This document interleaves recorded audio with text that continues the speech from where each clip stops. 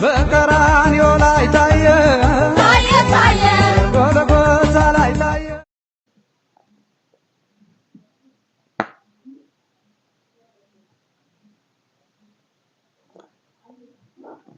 እኔ የምላችሁ በዓል ሲባል መጀመሪያ ወደ ጭንቅላታችሁ የሚመጣው ነገር ምንድነው? እስቲ እኔ ለምሳሌ የበዓል ድባቡ ቄጤማው እንደዚህ ቄጤማ በቄጤማ ሆኖ በድባብ መሃል ላይ ያለ ነው።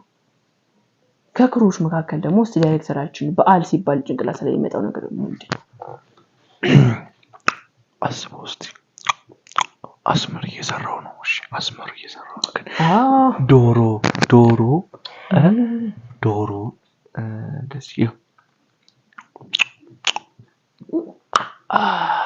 አጥንቷ ከዛ አጥንቷ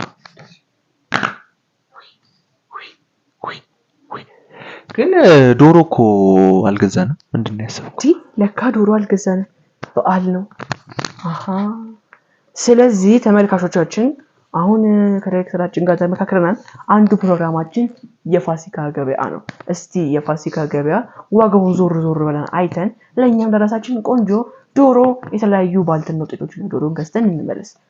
የፋሲካ ገበያ ወደ ጉዞ። በነገራችን ላይ ተመልካቾቻችን ዶሮ ይዞ አያውቅም በህይወቱ።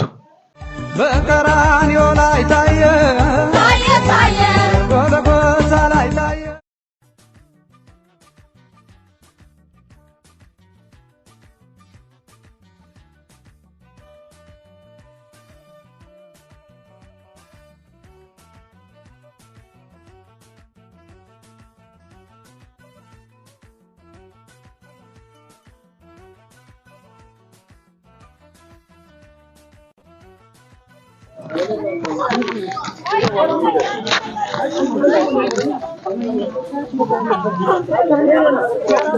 ቆንጆ ዶሮ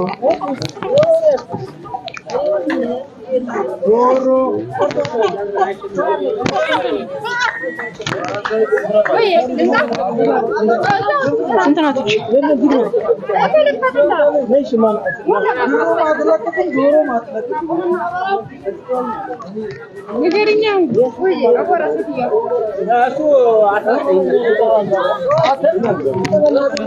ስንት ነው የተባለው? የምትሸጥበትን ንገረኝ አባ።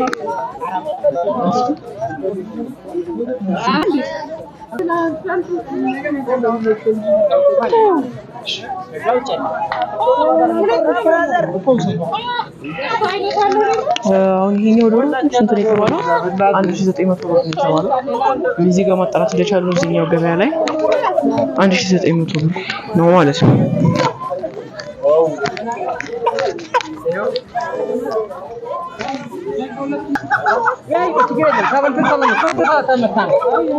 መጨረሻ 1800 ብር ተብሏል። እስቲ አሁን ከዚህ የበለጠ የሚቀንስ ከሆነ እስቲ ምን አይሆንም?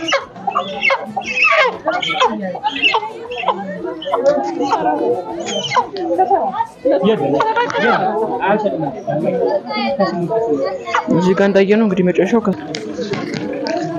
እንግዲህ ተመልካቾቻችን እንደምትመለከቱት ገበያው በጣም ተወዷል። ከባድ የሆነ ዋጋ ነው። መጨረሻ እንግዲህ እስካሁን እንዳየነው 1800 ብር ነው። ይሄ ደግሞ በጣም የሚገርም ጉዳይ ነው። ከዓመት በኋላ ማለት ባለፈው ዓመት ትንሳኤ ላይ ከአንጻር በጣም ከፍተኛ ጭማሪ ነው ያሳየው። ሌሎችን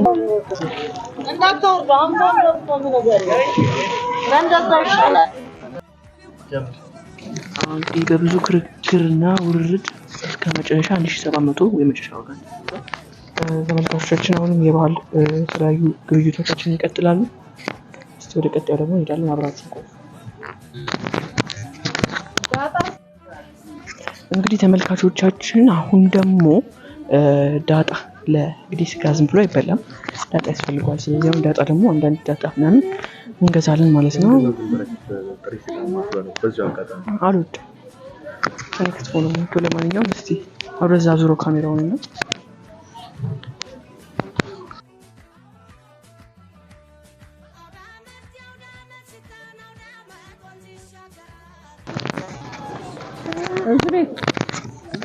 ዳጣ ፈልጌ ነበር። ስንት ነው ዳጣ? ሚጥሚጣም ሩብ ዳርግልኝ ዳጣም አርግልኝ። እንግዲህ ስጋው ከተገኘ ብለን ይገኛል። ስጋው ከተገኘ ለማንኛውም ዳጣውን እናዘጋጀው።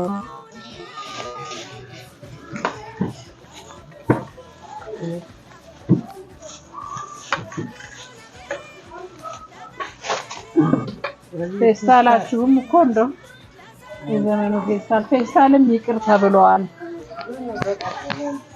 እስቲ እንግዲህ ቡናው ተፈልቶ ሲቆረስ